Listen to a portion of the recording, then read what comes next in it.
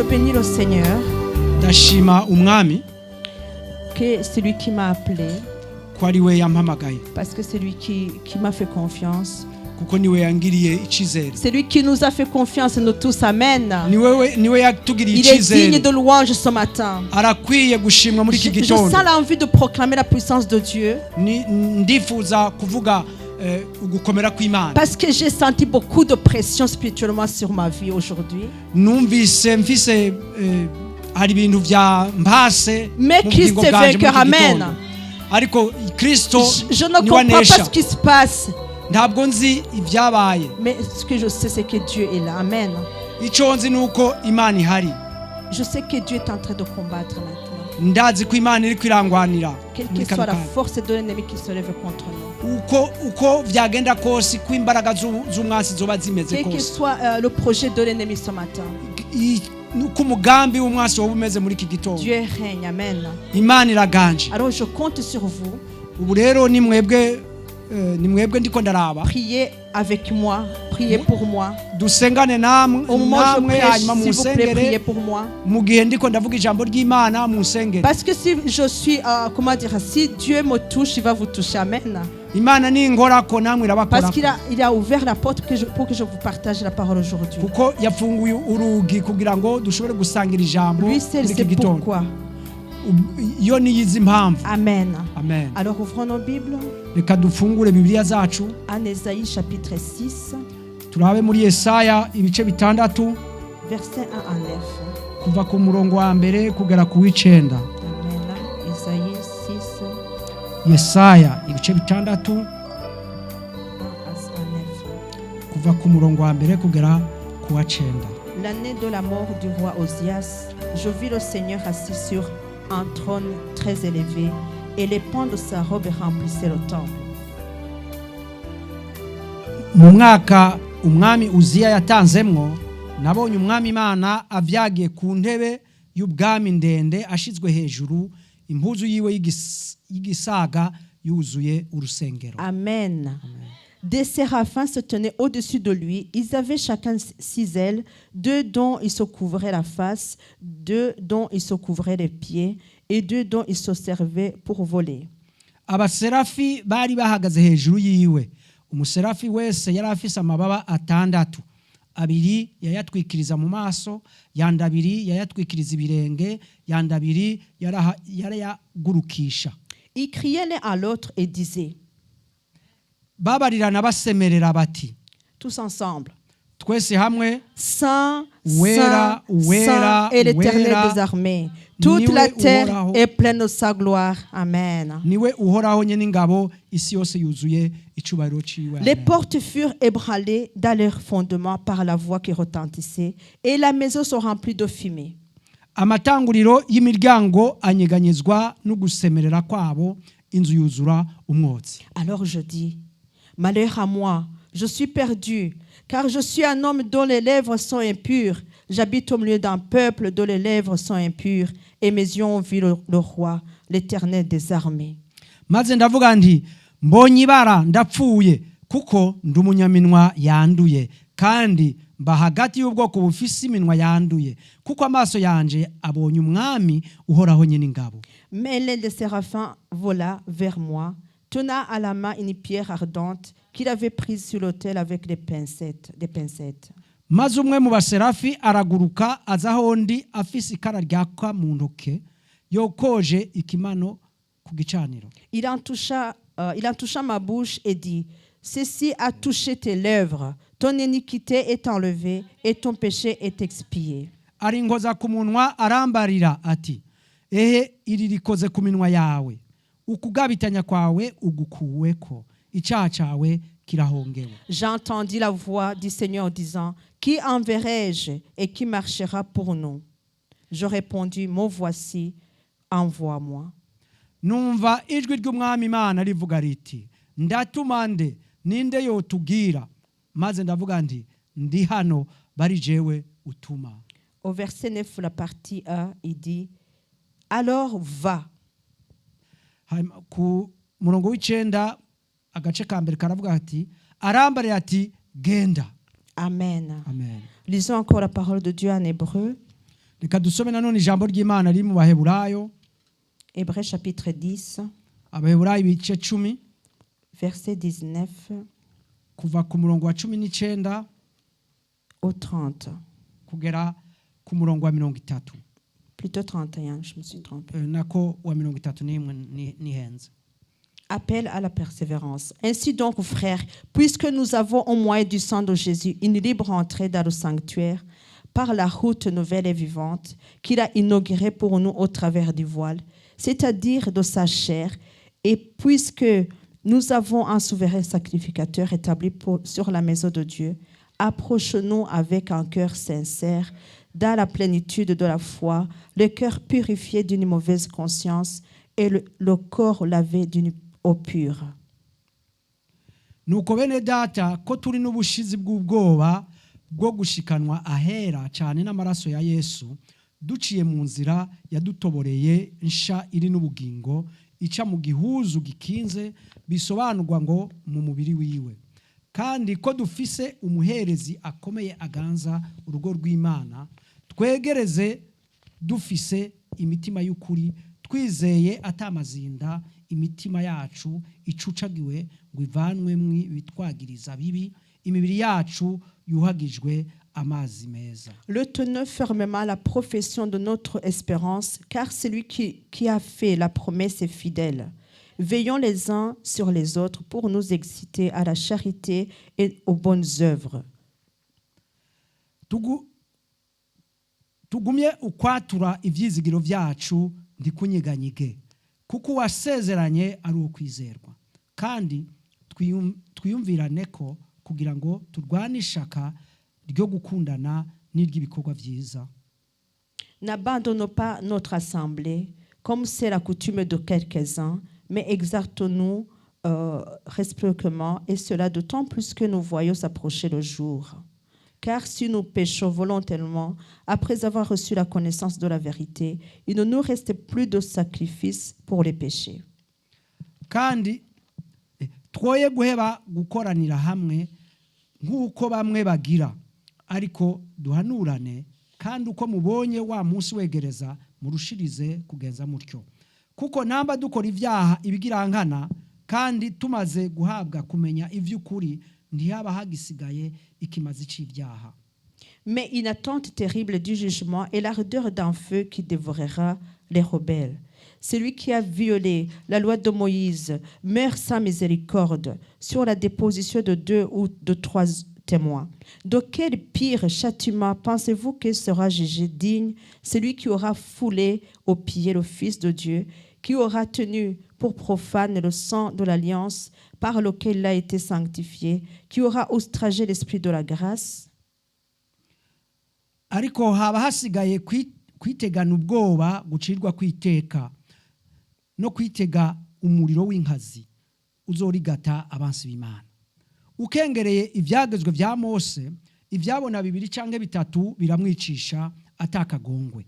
Mugira ngo umuntu ntazoba akwiye guhanwa ibirushirije cyane asiribanze umwana w'Imana akiyumvira amaraso y'isezerano yamwejeje ko ari gihumane agacokora mpemu w'ubuntu. Car nous connaissons celui qui a dit « À moi la vengeance, à moi la rétribution. » Et encore le Seigneur jugera son peuple. C'est une chose terrible que de tomber entre les mains du Dieu vivant. Souvenez-vous de ces... on terminera par là. Merci. Kuko tuzi uwavuze ati uguhora n'ukwanje ni jewe nzobasubiriza mu nkoko, kandi atuhoraho azocira urubanza abantu biwe. Erega birateye ubwoba gukorokera mu maboko y'Imana nzima. Que Dieu puisse nous aider. Imana idufashe. Alors retournons à Ésaïe. Reka dusubire muri Yesaya. La parole de Dieu nous a dit que Dieu s'est révélé à Ésaïe plutôt. Ijambo ry'Imana ryatubwiye ko Imana yabonekeye Yesaya. Il a eu une vision. Yagize iyerekwa. Alors au moment de la vision, mu gihe c'iryo yerekwa, il a vu Dieu assis sur un trône. Abona Imana yicaye ku bwami bwayo. Un trône très élevé. Ubwami burebure. Alors il a vu les pans de la robe de Dieu qui remplissaient le temple. Abona impuzu yiwe yuzuye urusengero. Vous vous imaginez un peu la situation. Mbe murabona neza uko byari bimeze. Alors il voit les séraphins, c'est des anges, qui se tenaient au-dessus du trône de Dieu. Abona abaserafi n'abamarayika bari bahagaraye hejuru y'ubwami bw'Imana. Chacun des séraphins avait 6 ailes. Umuserafi wese yari afise amababa 6. Et ils criaient l'un à l'autre. Umwe yabwira uwundi. Saint, Saint, Saint est l'Éternel des armées. Abwira uwundi ati uwera uwera uwera n'uwitekanye n'ingabo. Toute la terre est pleine de sa gloire. Isi yose yuzuye icubahiro ciwe. Amen. Les portes du lieu où était du temple furent ébranlées. Ils ont été secoués par la voix des séraphins qui disaient que Dieu était saint. Amatanguriro y'imiryango y'urusengero atangura kunyiganyiga. Alors la maison a été remplie de beaucoup de fumée par la présence du Seigneur. Kubera kubaho kw'Imana inzu yose yuzuye umwotsi. Vous vous imaginez, Dieu est vraiment grand, chers frères et sœurs. Bene data, Imana ni nkuru. Même dans notre ignorance, plutôt, Dieu est toujours grand. No mu kutamenya kwacu Imana ihora ari nkuru. Parce qu'ici, Ésaïe était un serviteur de Dieu. Hano Yesaya yari umukozi w'Imana. Il servait le Seigneur. Yakorera Imana. Il était comme toi et moi dans la maison de Dieu. Yari ameze nkawe nanje mu nzu y'Imana. Mais il n'avait jamais compris que Dieu avait été tellement saint, était tellement glorieux. Ntabwo yari bwatahure yuko Imana yari yera cyane kandi ari Imana y'icubahiro. Il n'avait pas imaginé la grandeur de Dieu. Ntabwo yari yigeze atekereza ku bunini bw'Imana. Peut-être il avait sûrement lu les lois de Moïse, mais il lui manquait un niveau de compréhension.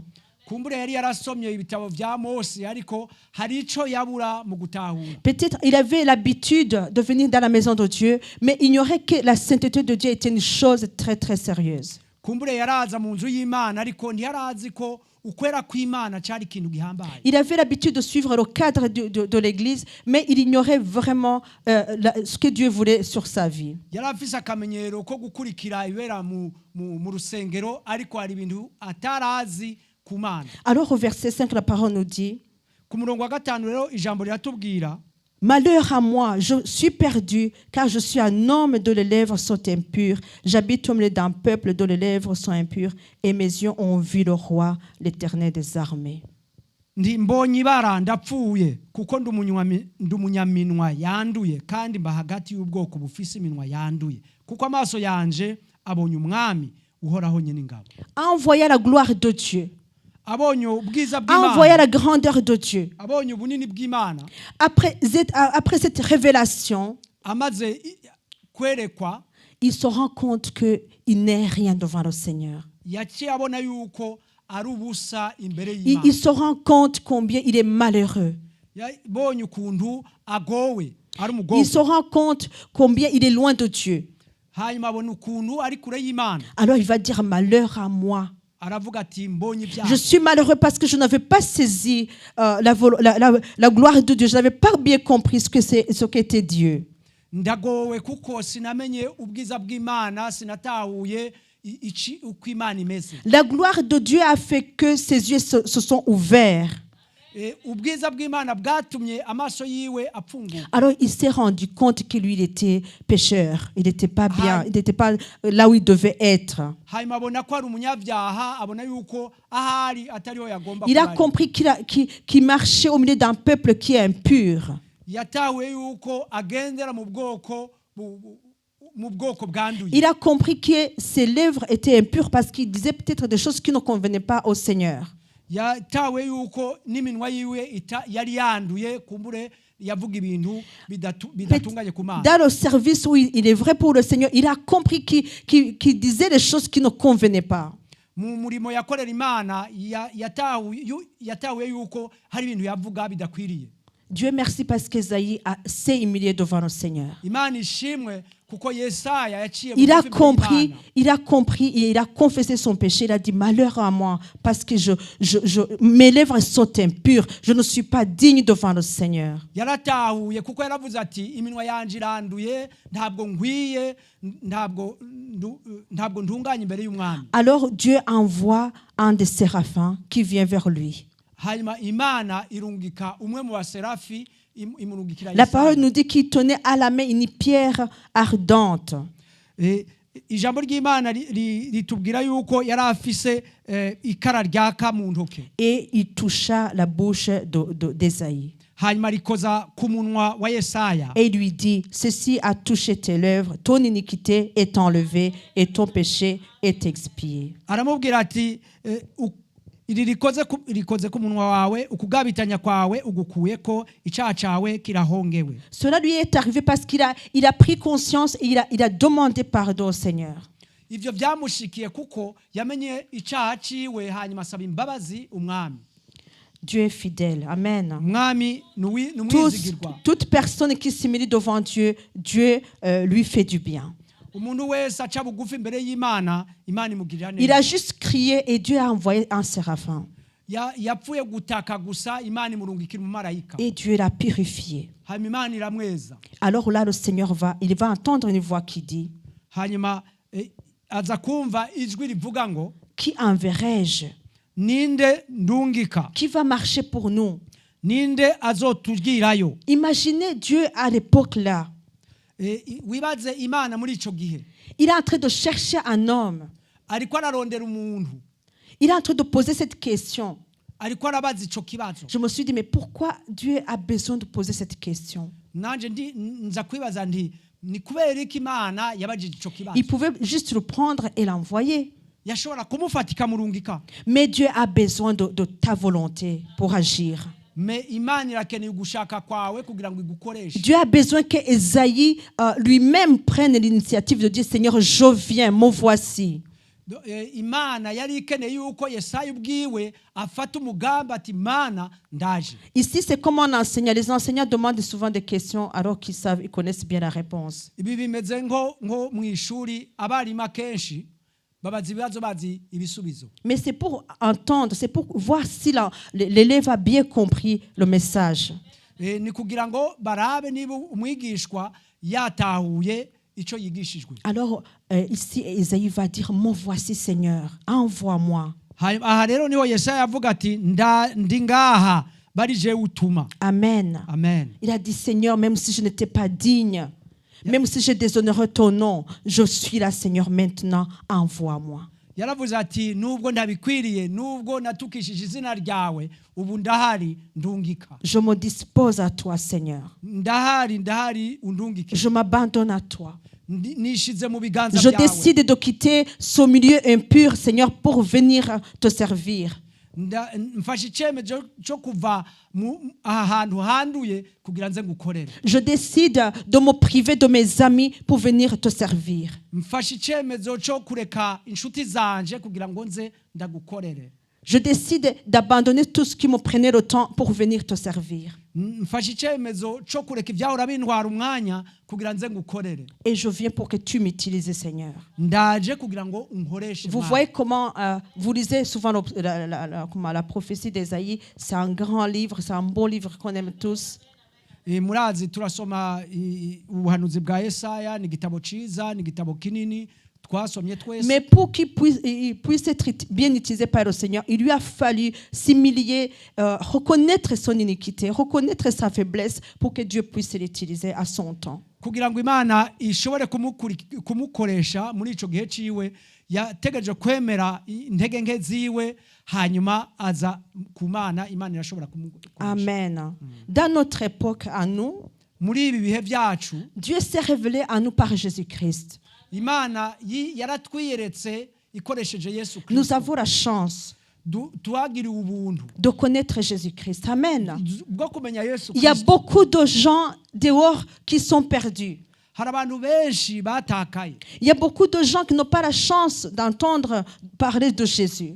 Hari abantu benshi batagiriwe ubuntu bwo kumva aho bavuga Yesu. Il y a beaucoup de gens qui ne comprennent pas le message de l'évangile. Hari abantu benshi badatahura ubutumwa bwiza. Mais nous, Dieu nous a fait grâce. Amen. Ariko twebwe Imana Nous sommes yatugiriye venus à ubuntu. Jésus. Alléluia. Twaje kwa Yesu. Quelle grâce, chers frères et Mbega sœurs. ubuntu, bene data. Nous avons acquis, parler. turafise uwo tubwira, Nous avons le consolateur. turafise Nous pouvons Umuhuza. décharger nos fardeaux à lui. dushira imitwaro yacu Et il est toujours tukayimukoreza, prêt à nous aider. Amen. kandi iminsi yose abateze amaboko ngo adufashe. Mais comme nous sommes dans la maison de Dieu, Nguko rero turi mu nzu comme y'Imana, Esaïe était dans la maison de Dieu, nguko Yesaya ari mu nzu Esaïe y'Imana, servait le Seigneur. Yesaya akorera Dieu Imana, a besoin de toi. Imana Amen. iragukeneye. Le Seigneur te demande ce matin, Yesu arakubaza ou muri je aka vais kanya. dire, le Seigneur est en train de demander à l'église de Gemap aujourd'hui. Umwami ariko arabaza itorero ry'Ijemapu uyu Et il munsi, est en train de demander à toi qui es là aujourd'hui. ariko arabaza wewe uri ngaho uyu munsi, Il est en train de dire, qui enverrai-je? J'ai besoin de quelqu'un, mais c'est qui va aller pour moi? ariko aravuga ati ninde ndungika ndakeneye umuntu, none ni uwuhe nza C'est kurungika? qui décide de prendre un moment à part, me prier? Ninde afashe icyemezo cyo gufata akanya ko gusenga? C'est qui décide de se détacher un peu de son smartphone pour prendre un peu de temps avec moi? Ninde afashe icyemezo cyo gushira ku ruhande smartphone kugira ngo afate akanya gatoya Quelle ku dame, kandi? quelle femme qui décide de se priver un peu de ses œuvres de la maison pour prendre un petit moment avec moi? Ninde mugore afashe icyemezo cyo kuba aretse ibikorwa byo muhira agafata akanya nanje? Quelle dame qui décide de prendre un peu de temps, elle avait le temps de se faire belle pour prendre ce moment et me donner un tout petit peu de temps? Ninde mugore afashe icyemezo cyo gushira akanya gatoya aho yahora yigira neza kugira ngo agahe Imana? Je ne dis pas qu'il ne faut pas vous faire belle, mais prenez un tout petit peu de temps. Le Seigneur vous demande de prendre un peu de votre temps. Sindababujije kwifata neza mugabo mufata akanya gatonya ku Mana. Quel homme qui décide aujourd'hui d'écouter la voix de Dieu et d'aller pour le Seigneur? Ninde mugabo uyu munsi afashe icyemezo cyo kumva ijwi ry'Imana? Quel jeune qui décide aujourd'hui de prendre un moment pour le Seigneur? Ninde muyabaga afashe icyemezo cyo gufata umwanya w'Imana? Quel jeune? Je demande. Urubyiruko n'umuyabaga mu Kirundi. Ah, voilà, on va comprendre tout doucement. Voilà, donc le Seigneur est en train de poser cette question. Imana Amen. iriko irabaza icyo kibazo. Et c'est maintenant. Ni nonaha Il a besoin de ta réponse. akeneye igisubizo Il a cyawe, besoin de ta réponse. akeneye igisubizo cyawe. Qui il va envoyer dans cette église? Ninde azorungika wo muri iri Qui il torero? va envoyer dans ton foyer? Ninde azorungika mu rugo rwawe? Qui il va envoyer dans notre génération? Ninde azorungika muri kigero cyacu? À toi de répondre. Ni inyishu niwe uyifise. Que Dieu nous aide. Imana idufashe. Que Dieu nous aide. Imana idufashe. Alors Paul écrit aux Hébreux et il leur dit, Urwandiko rw'Abaheburayo naho aravuga ngo, puisque nous avons au moyen du sang de Jésus une libre entrée dans le sanctuaire par la route nouvelle et vivante qu'il a inaugurée pour nous au travers du voile, c'est-à-dire de sa chair. Et puisque nous avons un souverain sacrificateur établi sur la maison de Dieu, approchons-nous avec un cœur sincère.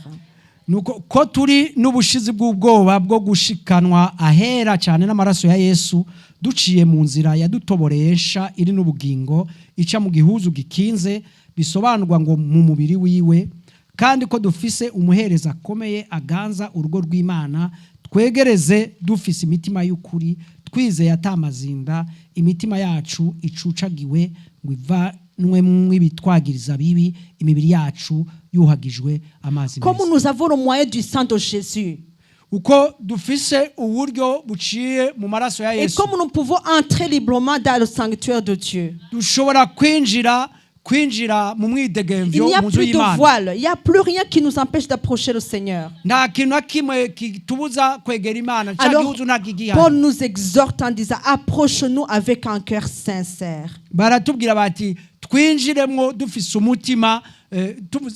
umutima mwiza, Avec un cœur qui est vraiment, comment dire, qui accepte de venir, mais tout entier, pas à moitié. imitima yemeye kwinjira ari umutima wose atari igice cy'umutima. Les cœurs qui sont purifiés d'une mauvaise conscience. Imitima yejejwe n'ivyumviro Le bibi. corps lavé d'une eau pure. imibiri yejejwe n'amazi meza. Alors Paul nous dit, retenons fermement la profession, retenons ce que nous avons confessé, notre espérance, ne nous décourageons pas. Dufate rero ivyo twiyemeje, dufate ntiducike intege. Dieu est fidèle, amen. Dieu ne change pas. Il est là pour nous soutenir, il est là pour nous aider. Nous ne pouvons pas nous conformer à ce monde qui passe. Nous devons continuer à servir le Seigneur dans l'église. Nous ne devons pas lâcher. Par contre, nous devons veiller les uns sur les autres. Nous devons prier pour les saints. Nous devons nous entraider entre nous. Si nous voyons ceux qui sont découragés, relevez-les au nom de Jésus. Montre-leur l'amour de Dieu. Montre-leur des bonnes œuvres. Nous ne devons pas abandonner l'assemblée. Nous ne devons pas faire comme les autres qui abandonnent Dieu. Mais nous devons nous réunir de plus en plus. Nous devrions même nous appeler de temps en temps. Nous devons nous fortifier entre nous. Dieu a besoin de nous. Amen. Dieu a besoin de nous encourager. Que Dieu puisse nous aider. Ce n'est pas Paul qui a écrit les Hébreux, pardonnez-moi. On ne connaît pas l'auteur. Mais c'est une parole qui nous encourage. Amen. La parole de Dieu ici nous dit encore une fois de ne pas pécher, de ne pas surtout pécher volontairement. Nous ne pouvons pas programmer de péché. Ce n'est pas pour nous cela. Laissons les païens programmer les mauvaises choses. Nous devons projeter de bien agir. Amen. Nous devons projeter de nous entraider. Nous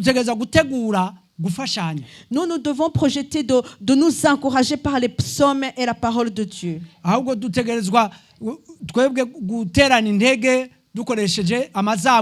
que les gens qui programment le mal, les gens qui programment de péché, les gens qui s'habituent de Dieu, les gens qui dévalorisent l'œuvre de la croix, ils n'attendent qu'un jugement. Ils n'attendent que seulement un jugement. Ils attendent le feu qui va les dévorer. La parole de Dieu nous dit qu'au temps de Moïse, quand on faisait un péché, quand on violait la loi de Moïse, et qu'il y avait deux témoins, tu pouvais être lapidé ou mourir. Alors ici la parole nous dit de quel pire châtiment les gens qui ont méprisé la grâce de Dieu vont subir.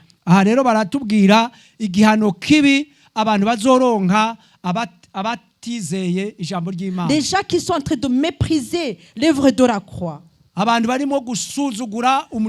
gens qui ont eu la grâce, je vais dire à l'exemple d'Ésaïe, qui ont la grâce de contempler la gloire de Dieu, qui ont la grâce d'écouter la parole de Dieu. Ces gens-là, ils sont malheureux, plus que malheureux même.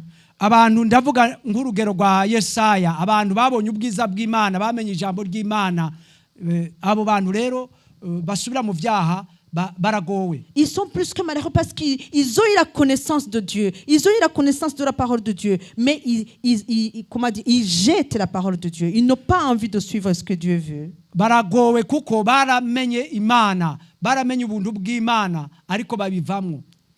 Alors au verset 30, la parole nous dit, c'est une chose terrible de tomber entre les mains du Dieu vivant. birateye ubwoba gukorokera mu maboko y'Imana nzima, tomber entre les mains du Dieu vivant. gukorokera mu maboko y'Imana nzima. Si on n'obéit pas, c'est malheureux. Niba utubashe birababaje. Si nous ne voulons pas plutôt faire ce que Dieu nous attend de nous, nous sommes malheureux. Birababaje iyo tudakoze ivy'Imana ishaka, Alors que Dieu nous a parlé.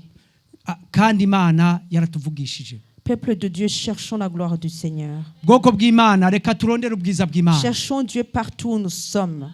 Turondere Imana aho turi hose. Si tu es à l'école, cherche le Seigneur. Uri ku ishuri, rondera Imana. Dieu a besoin de toi, Imana iragukeneye tel que tu es. uko umeze. Tu n'as pas besoin d'être un grand prophète. Ntabwo bikenewe kuba umuhanuzi akomeye.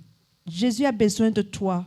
Yesu aragukeneye. Dis peut-être juste un mot gentil à quelqu'un, ça va l'aider. Kubwira ijambo ryiza umuntu kumbure riramufasha. Peut-être dans ton foyer en tant que papa, les enfants ont juste besoin d'entendre tes mots qui les encouragent. Kumbure wowe nk'umugabo se w'abana, abana bawe barakeneye ijambo ribahumuriza. En tant que maman aussi.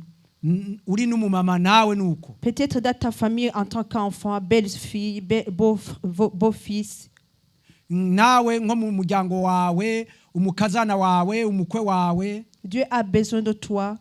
Imana iragukeneye.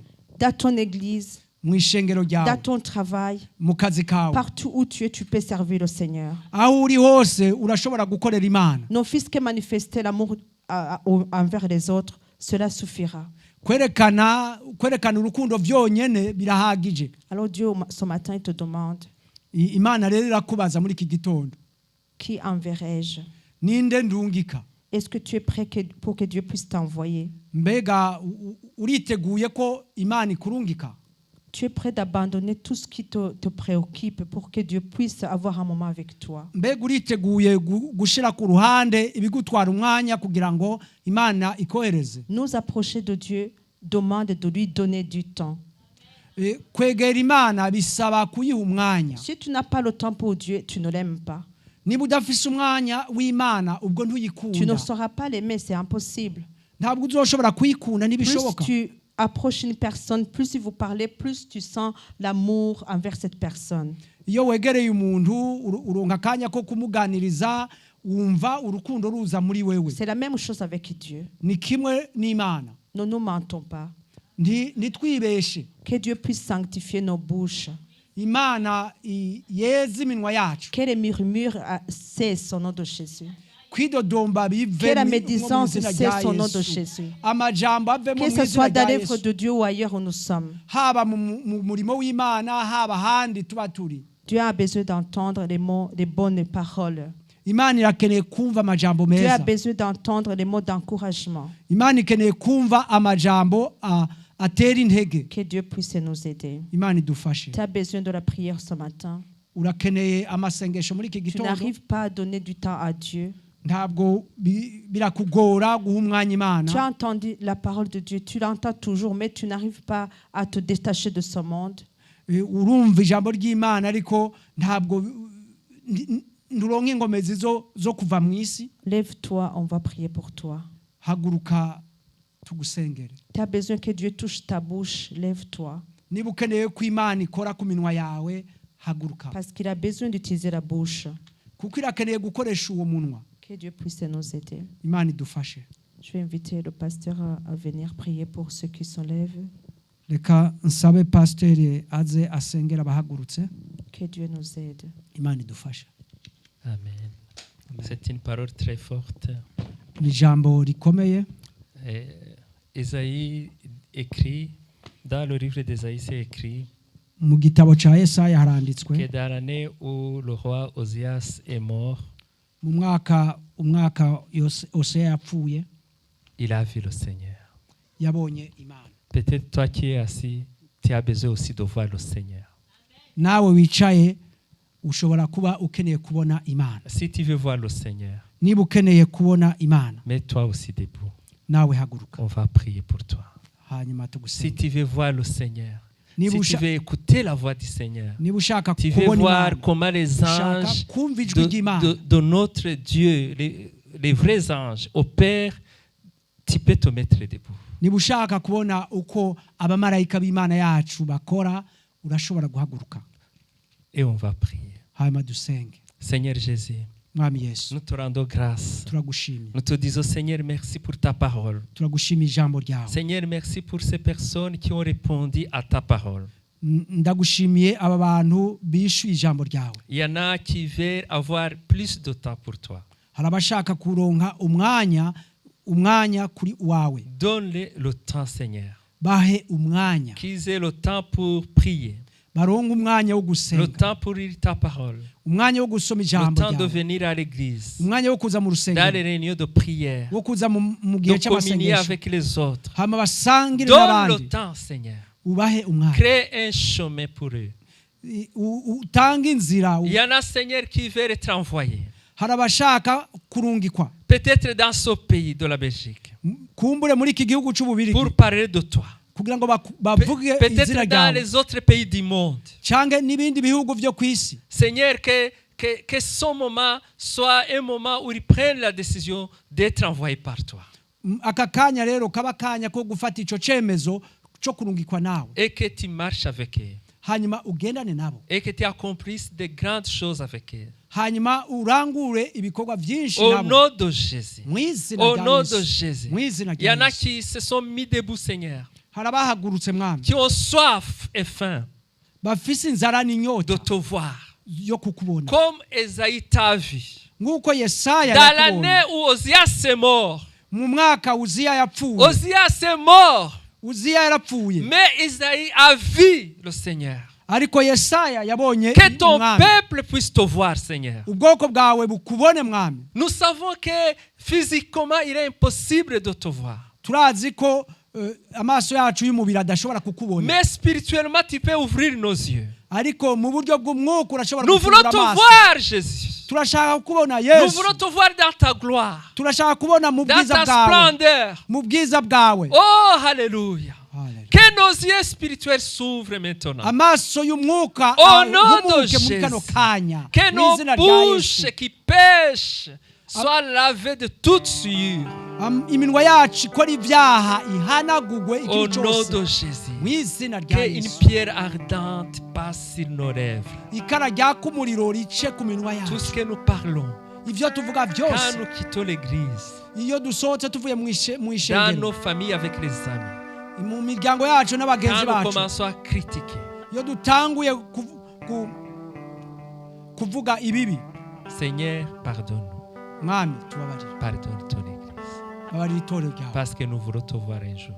kuko turashaka kuzokubona umunsi umwe. Merci pour ta servante, Seigneur. Urakoze ku muja wawe, Nous te prions, Seigneur, que tu lui donnes encore une onction pour ta parole, Seigneur. turasenze mwami kugira ngo umwuzuze amavuta mwami. Seigneur, que chaque fois, elle puisse savoir de quoi nourrir ton peuple. Igihe cyose aronke ico agaburira ubwoko bwawe. Merci pour l'officiant du jour. Urakoze mwami kuba turongoye umunsi, Seigneur, que tu le bénisses. umuhezagire. Bénis chaque personne qui est venue dans cette maison de prière. Hezagira umuntu wese yaje muri iri teraniro. Seigneur, nous te rendons grâce aussi pour notre sœur Perpétue, que tu as gardée pendant tout ce temps, qui est bien arrivée ici dans ta maison. Turagushima nanone ku mukobwa wawe Perpetu warinze agashobora kumara kiriya gihe akongera kuba Maintenant agatsinda. que nous allons nous séparer, Muri iki gihe rero tugiye gutandukana, sois avec nous, Seigneur. gumana natwe mwami. Marche devant ton peuple, Genda imbere y'ubwoko bwawe aujourd'hui ubu nyene et à jamais. n'iteka Dans ryose. le nom de Jésus, j'ai prié. Mu izina rya Yesu nasenze. Amen. Amen. Allez dans la paix de notre Seigneur. Mugende mu mahoro y'umwami Je vous wacu. souhaite un beau dimanche. Mwifurije icyumweru cyiza.